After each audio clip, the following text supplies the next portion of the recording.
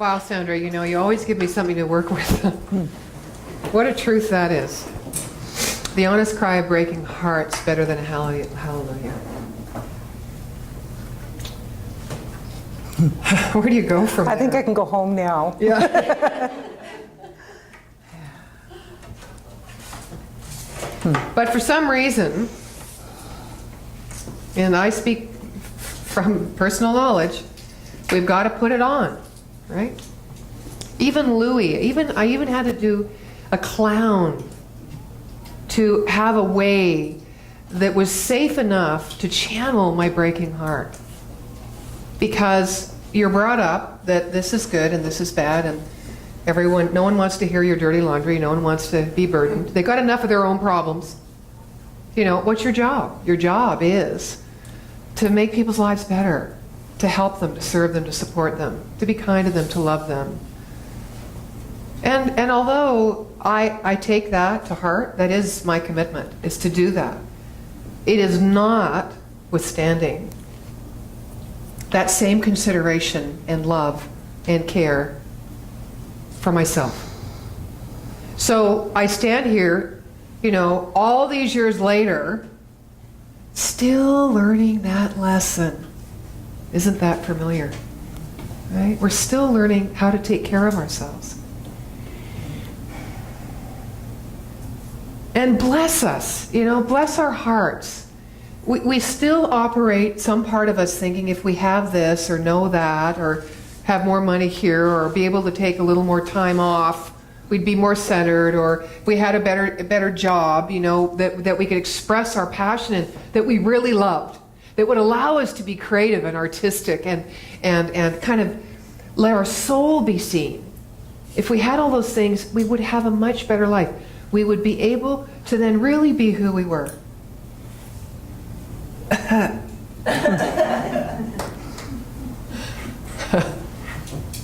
Better than a hallelujah is being the truth of who we are wherever we are, because who we are is perfect and wherever we are is perfect now in order to express that. I had a recent conversation with someone who studies the science of mind and is very committed to the study. And interesting what happens sometimes when we are trying to find that truth and trying to express that truth. We're so awkward in it. And we have such a deep desire to really be seen and heard for who we really are, not for what we've created ourselves to be, that there's an awkwardness about releasing it. And sometimes it comes out, not with a passion, a loving passion, but an anger, with a frustration, you know? Because there's so much energy, there's so much that we have stuffed, that we have not let ourselves express, that it's just like this bomb that comes off. And we don't mean it, and then we go into our old thing. Oh, I'm so sorry, or I'm guilty, or I'm not going to apologize for that. Or we withdraw because we don't like what we did, right? Or we judge ourselves, or or it awakens the old shame in us. We shouldn't have behaved that way. All this stuff goes on.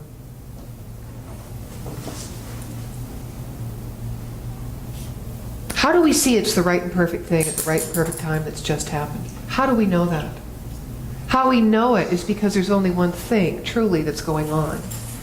Is this all-knowing, all-loving intelligence, call it what you will, that is always moving through us, that is always giving of itself in its wholeness and perfection. Always giving of itself. When we clamp down, when we suppress, or even we release in a way that we don't like, and we then therefore go into judgment or guilt, we keep that clamp, we keep those clamps on it. You know, it's like the intravenous tube in the hospital. They clamp it, and then they release it, and then they clamp it. Right? And our journey's like that. We open in bits and fits and starts, and you know, but we don't really feel the flow of God's love and what that possibility is, and how all our world can feel like it's one, even in the disharmony. We don't really ever feel that until we take those awkward steps, until we start declaring and speaking our truth, Till we start allowing those broken hearts to show, or that emotion to come up honestly. We don't know that until we've laid ourselves down for someone and given so much love that we can't possibly be excluded for it or from it. I don't know if that makes sense. I'm going to just take a moment and then share what I mean by that. I'm teaching a financial freedom course, and I spoke about this yesterday at our volunteer appreciation event, but it's really stuck with me. Because there's many laws, spiritual laws, natural laws, that are operating, right? And we hook into a few. Sometimes we don't know what's operating. But one of the best ones for me that I constantly turn my attention to is the law of giving and receiving. Because as good people and as spiritual people and loving people and kind people, we're very focused on giving. We know that we should do that. And according to principle, if we are stuck in any area of our life, we need to start the flow, or we can start the flow, by giving that which we think we're lacking. Right? But we always put the emphasis on giving. Some people say, well, you can't give what you don't have. But we say we have it all. But we haven't realized we have it all, and we haven't certainly revealed to ourselves and demonstrated by revealing it and experiencing it that we have it all. So oftentimes we know innately we need to give and be kind because that is our true nature, not because we're going to get something back. Innately we know that, but oftentimes we do it because we want something back. That's something we think that we lack. We don't even have words for it. We don't even know we're wanting something back. But part of us, our mind, our intellect is hardwired because of all the influences in race, mind, and such, authorities, systems, parents, friends, lovers, whatever. We keep being drawn outside to the call instead of inside to the call. What's love got to do with it? It ain't a secondhand emotion. Love is all there is. All the time. Because we are that. We are innately wired, hardwired, to be the energy of manifestation that already exists in the world. So our job is to love ourselves enough that self-realization, knowing self, realizing and becoming aware of who we are, is demonstrated. And then we truly know. Dr. Holmes says we never know it until we demonstrate. Demonstration always precedes knowledge. That's why I do this teaching, is so that I can learn what I need. I do it so that I can remember, so I can find better ways of being that love, of being free, of being real. That's why I do this teaching. And that's why I listen to myself over and over and over, and listen to Connie. Which we're going to do right now. Take it away. Oh, okay. That was a nice smooth segue, don't you think? Yeah. I promise not to interrupt you. Oh, please. Oh, since when?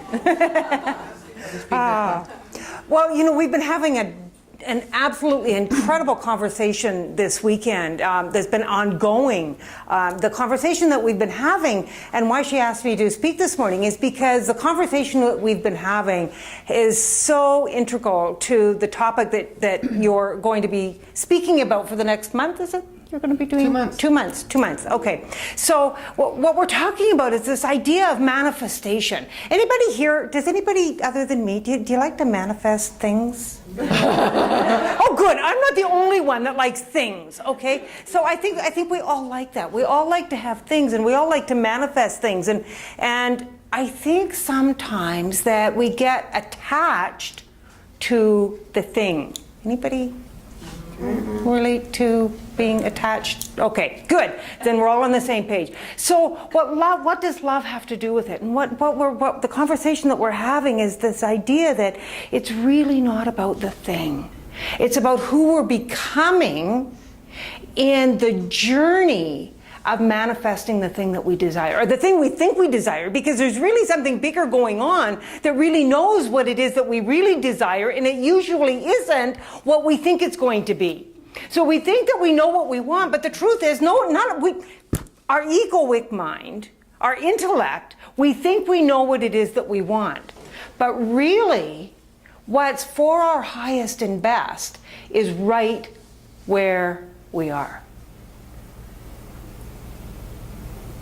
And sometimes, my experience of it, often right where I am is the most uncomfortable place to be. And that's the place I want to escape.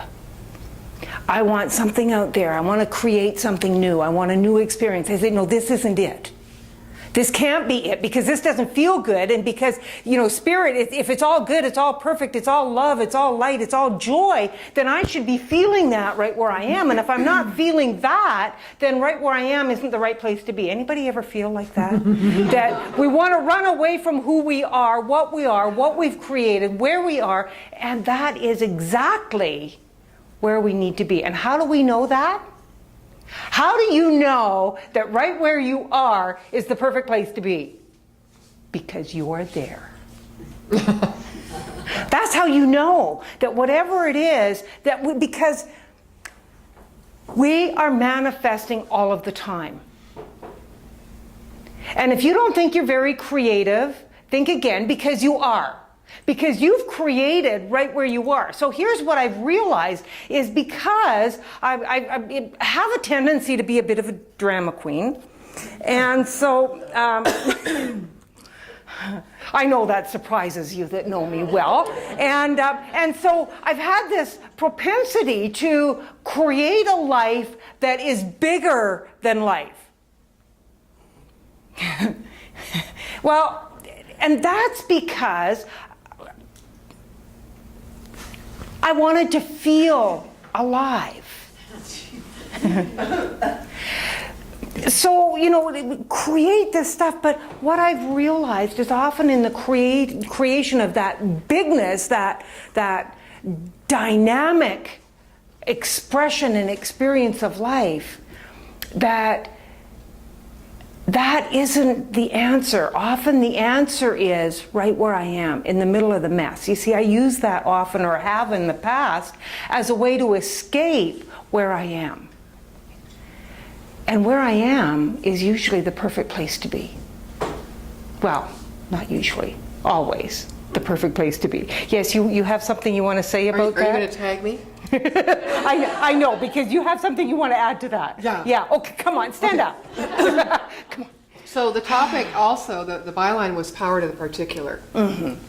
And I wanted to bring that up because often we say, deny the condition, it has no power. If you identify with the condition or the situation or the thing, then you create an identity that's smaller, and you cut off the flow of the potential of what possibly could come into your life, because you're saying this has value. This is who I am. So power to the particular allows us to start nurturing that intimacy with the ordinary. That very thing that Connie was talking about, the mundane, the patterns, the routine, ho-hum, the partner, boring, anything. We're bored. We want bigger. We want to be alive. And if we keep escaping it, then that will become our pattern. And that will motivate itself. And it will keep going on and on and on and on. To nurture intimacy, which is what we all want, we want to be closely connected. So close, as Pablo Neruda says in one of his poems I do at my weddings, so close that when you fall asleep, my eyes close. So close that when you breathe, my breath is gone. It's gone. So I'm absorbed into that. And that possibility, if we turn our mind to that, everything that we're looking for, which truly, belonging, connection, love, value of being, not importance of roles, value of our being, is found, and you know it. As I'm speaking these words, you know it. It's right here. But you have to open to love. You have to accept and bless. Not the chaos or the goings-on of life, or the possibility of potential, of excitement, of a new conqueror or achievement, but bless yourself, from which all things flow, through you, as you, and in you. Yeah. Okay. And it doesn't mean that you don't, seek new experiences. And I still do that. I mean, I still love living life on the edge. And Nadine and I have been laughing because I'm the other half of her. I'm the risk taker. I'm the one that's out there in that way. No. No, I don't want to. Because, but I can do it from a different place, because what I realized about what she's talking about is once we are okay with who we are, and we're okay to live in the mundane, in the everyday, in the situations that we've created right where we are, in that boredom, in that angst, in the uncomfortableness. Because I think what happens for many of us is we're so wanting something other than what we've already created, and we keep recreating that experience because there's something within us that needs to know right where we are, that where we are is perfect. And we have to stay in it long enough to reveal what that is. That revelation of the perfection of where we are inside of ourselves can then bloom in that place. But we have to be willing to sit where we are long enough to know what that is, what is trying to reveal itself, what is that is inside of us that we need to know about where we are, that perfection, that idea, that, and so we were talking about that because I've had this experience. This is a good time to segue. Okay, so I have to check and make sure. I've had an experience a work experience lately that I've been back in the work world for the last year. Really, I have a job that I have to show up at 8:30 to 4:30. Now, I've been self-employed for 30 years. I was a minister for 15. And so, I pretty much can, come and go and be in the flow. And then before that, I was a self-employed accountant for 15 years. So, I didn't have a place. I had to show up and be there. And so that's been really, really uncomfortable for me to be in that place and having a boss that, tells me what to do. Heaven forbid that I would have that experience. And so I've been really, really uncomfortable there. But what I've been doing, because my modus operandi would be like, okay, this doesn't work, I'm out of here. And I haven't done that because I knew that for some reason I was there. And because I was there, I needed to be there. Until something in me shifted. And you see, that's the thing. It's not that we don't eventually make a change, but it has to be, we have to have that revolution of consciousness. We have to, that evolution, that transformation, that something new has to come from within us to know what it is, why we're there, why are we having the experience we're having. And that's going to be different for each and every one of us. But when we have that shift in consciousness, then everything begins to shift. And that's happened for me in the last week again, that shift in consciousness. And lo and behold, I get a call the other night for a job offer for something that I haven't applied for. And it's perfect. But I needed to be where I was long enough, to stay in it long enough, to be able to be in a different place. And that's really what we're talking about, is the power in the particular, because it's in the particulars that is so important. Where you are, what are you doing? How are you being in that? That's what you need to discover. And then the shift comes, that new idea. Mm-hmm. So I have another story to share. Actually, KJ, thank you for sending it to me this morning.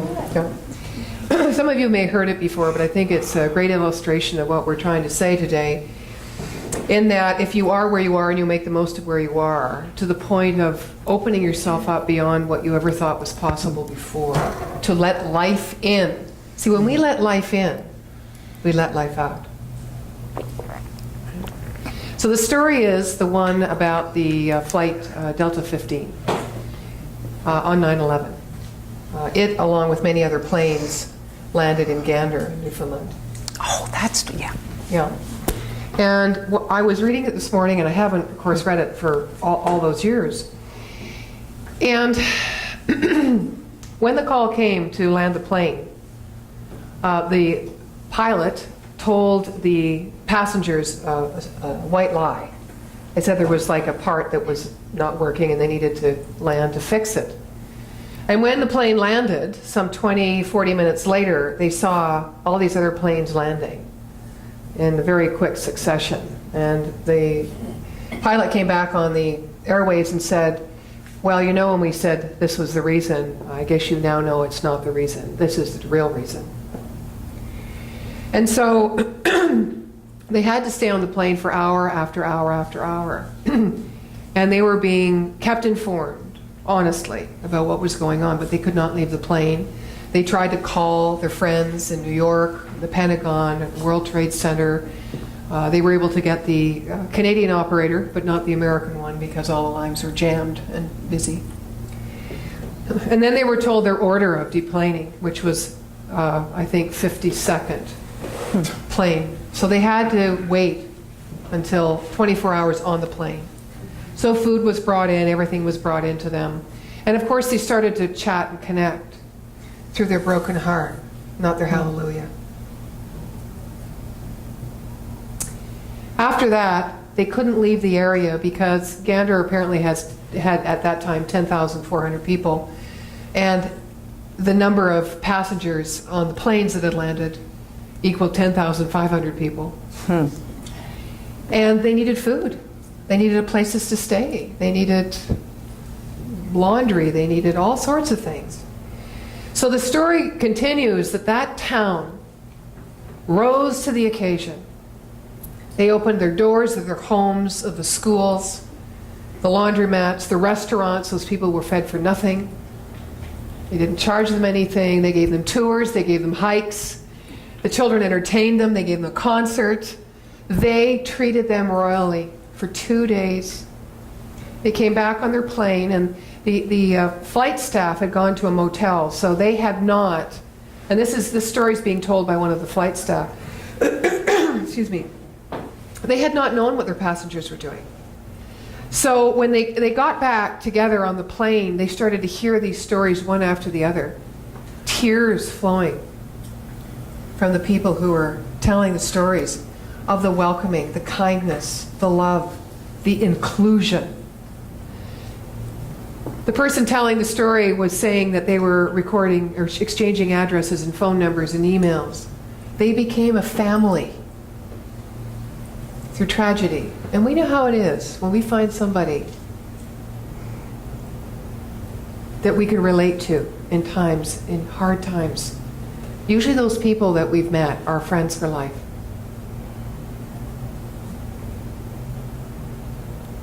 Also, people who are friends for life are friends that bring us out of ourselves, that challenge us, that give us a new sense of aliveness or adventure, or get us in touch with the greater capacity that truly is in us to create or to experience.